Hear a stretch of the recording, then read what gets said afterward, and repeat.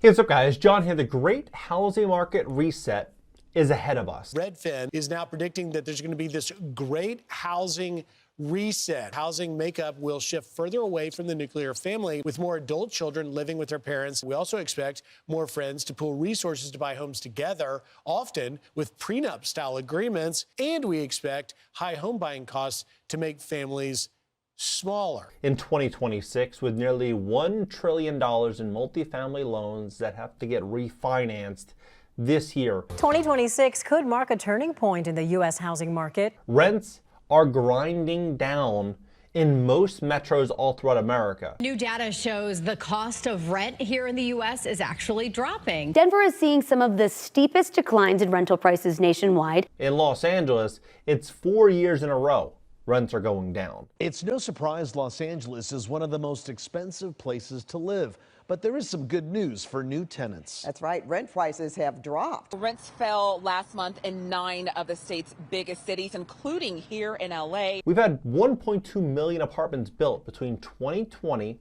and 2023, catering to those with high incomes. Well, what does that mean when the job market is softening alongside rents?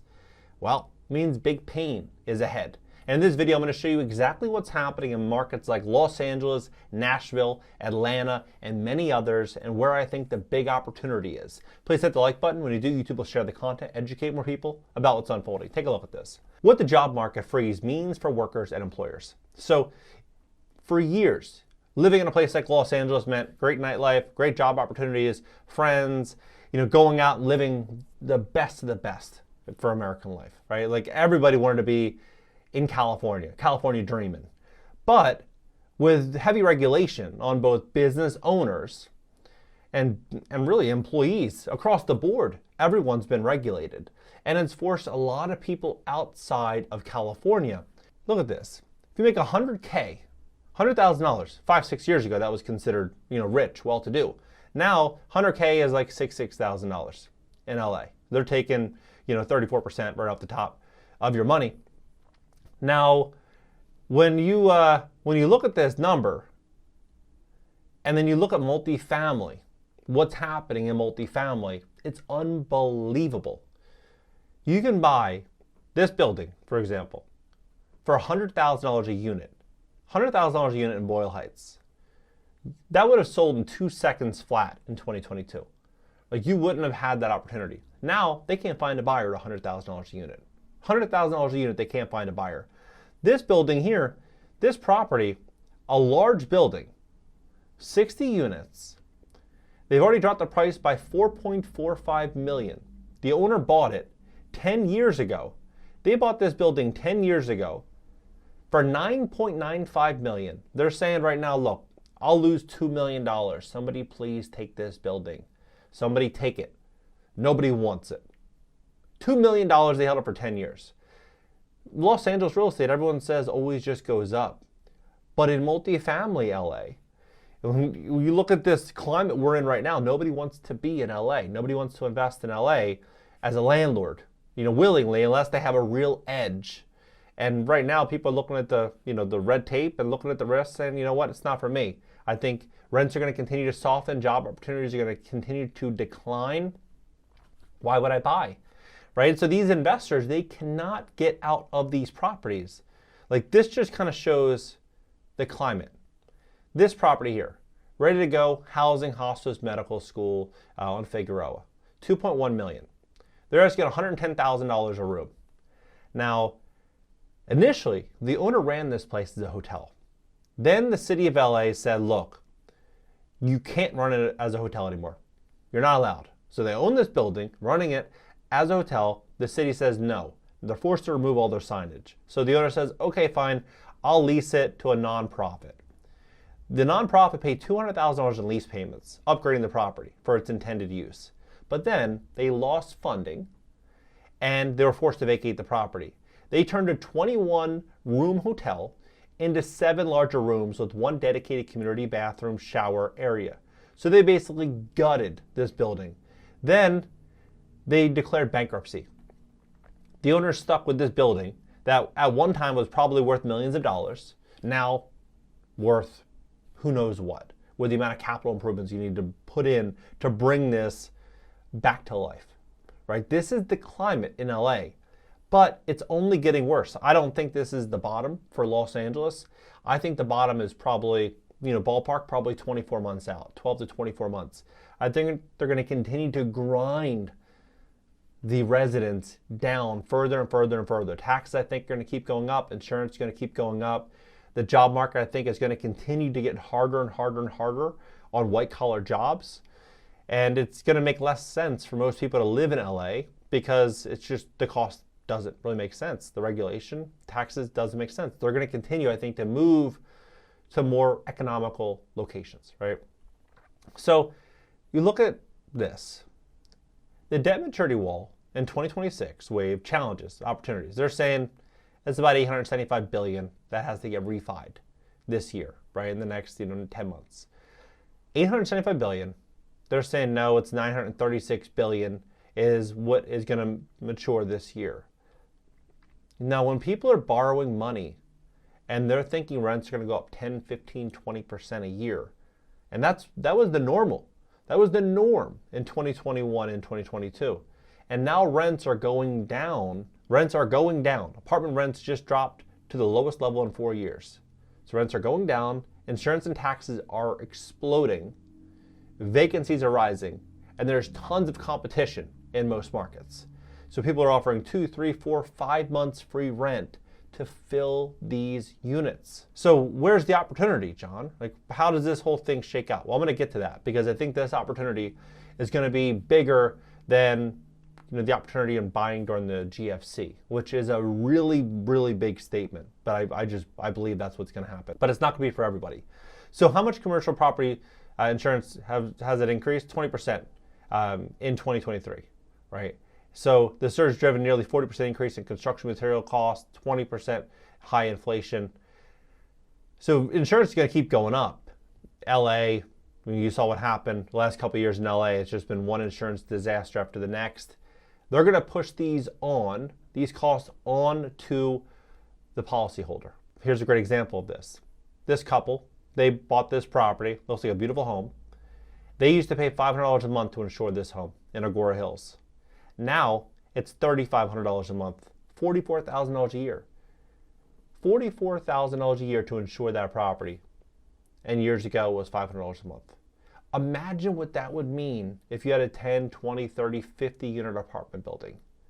Your costs are going to explode. The costs are going to explode.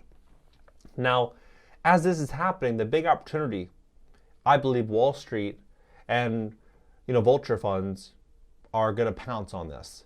And what this opportunity is going to be is when you have all these different properties like this. Tempe auction winner picks up 196 unit property at a discount. They bought it for $40 million. Tides Equities, they were on a roll for years. They were buying up everything. And they bought it for $66.5 million in 2022. They just bought it for 40% off basically for $40 million. Now here, multifamily syndication unravels. Lauren faces foreclosure crisis. $700 million in defaults. Fraud claims, tenant fallout, exposing cracks in multifamily syndications across the Sun Belt.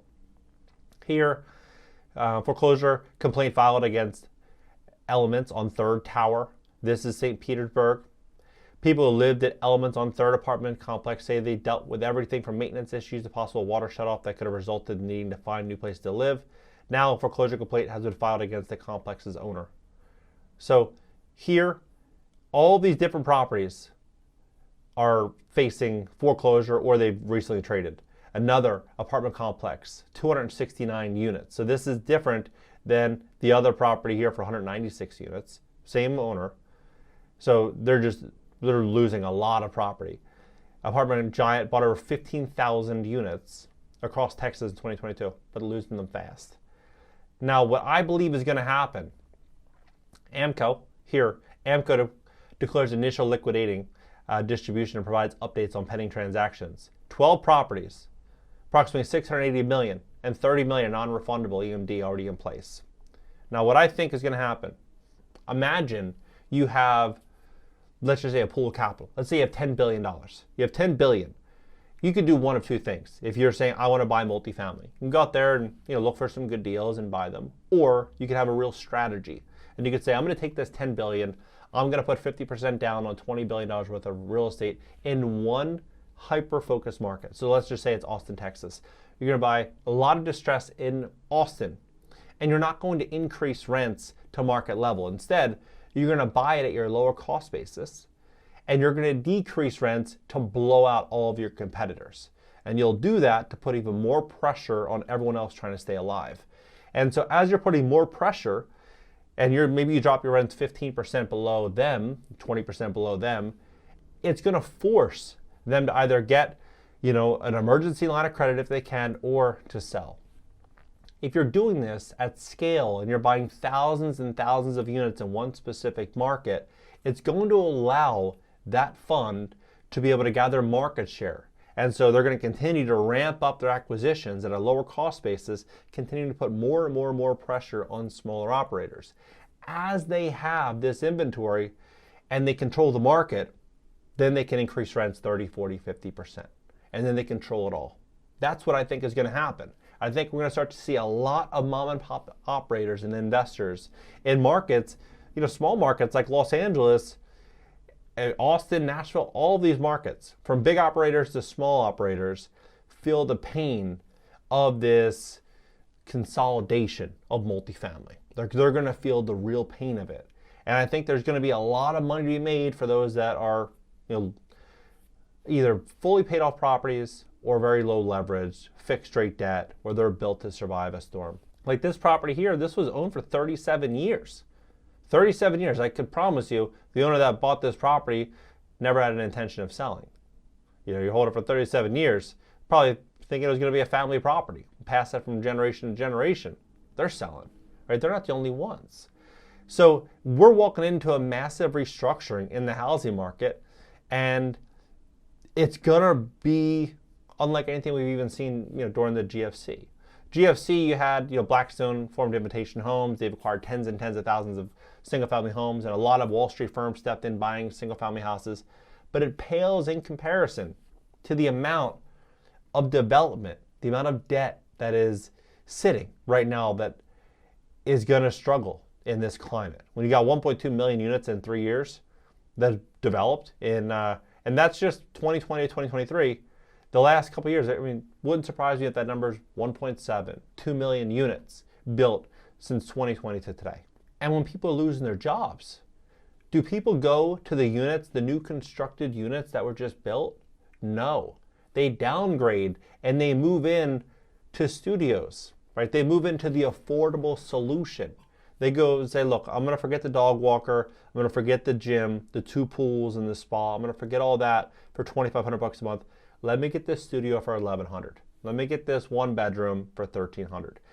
And it's going to increase vacancies on all that new inventory. And so I think the job market's going to get worse. I think AI is going to have a really, really big impact. And I think we're going to start seeing a massive downsizing and a lot more pressure on multifamily, presenting a massive opportunity for smart and savvy investors. I think, I've been saying LA is a beautiful city, but a difficult place to invest. Saying that, I think rents are going to go down. I sold my property in LA in 2021. When I bought it, rents were about $900. When I sold it, market rate rent in that area is about $2,000. I'm like, there's no way this is going to maintain, not in this climate. Now rents there are probably $1,300. So as this happens, these operators, I think, are going to start panic selling their properties. It's going to present a big opportunity in LA.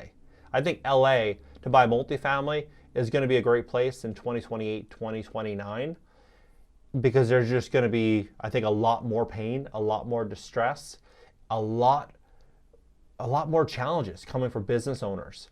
And I think the rules of real estate in Los Angeles are getting rewritten right now by local politicians, whether it's eviction moratoriums, rent freezes, tenant protections.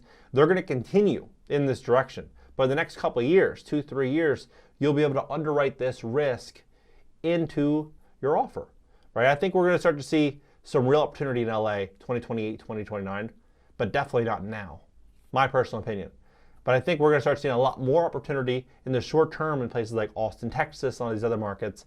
probably now and over the next year or so, if you're a venture fund or a vulture fund, probably go out there and acquire some real great deals. I think we're going to see some real big changes, and I think everything is going to change structurally. Like I always go back to that Facebook analogy. In 2010, 11, 12, you could advertise on Facebook for pennies. Your customer acquisition cost was almost nothing, right? You can go out there, you spend a couple $100 and you're acquiring customers for almost free, right? Now the cost to acquire a customer on Facebook has greatly increased because Facebook has went from one way to advertise to almost the only way to advertise. When you're advertising on Facebook, you're advertising on Instagram, you're advertising, they have all the data, right? They control the entire client journey, many would say.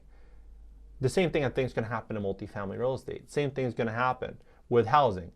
As all this debt has to get refinanced, it's going to get refinanced and passed along to institutions. As they control the inventory, prices are going to go up. What do you think about this entire situation? Let's have a conversation about this below, and I'll catch you next video.